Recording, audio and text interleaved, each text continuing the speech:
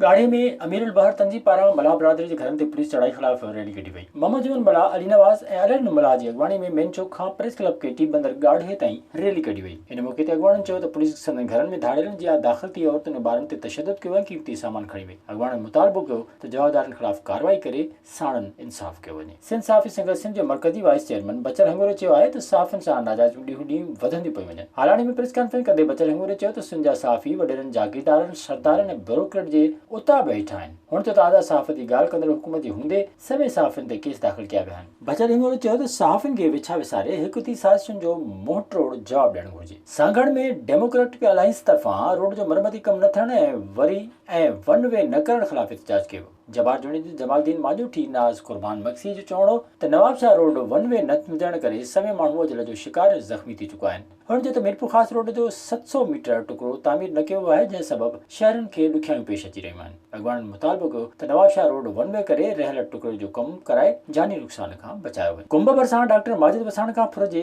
FIR दाख़िल कई वई आहे। डॉक्टर माजिद वसाण तरफ़ां दाख़िल FIR में ॼाणायो वियो आहे त ॿिनि कारुनि में हथियारबंदनि खेसि यरगमाल बणाए तशद्दुद कयो। हुन चयो त हू जवाबदारनि मां इरफान साजिद खरोश सजाद जतोई वकार खखणाई खे सुञाणे थो। पुलिस जो चवणो आहे त जल्द फौरन खे गिरफ़्तार करे डॉक्टर माजिद वसाण खां फुर थियल कार ऐं ॿियो सामान वापसि करायो वेंदो। विज़िट कयो अवामी आवाज़ मीडिया ग्रुप जी वेबसाइट awamiawaz.pk।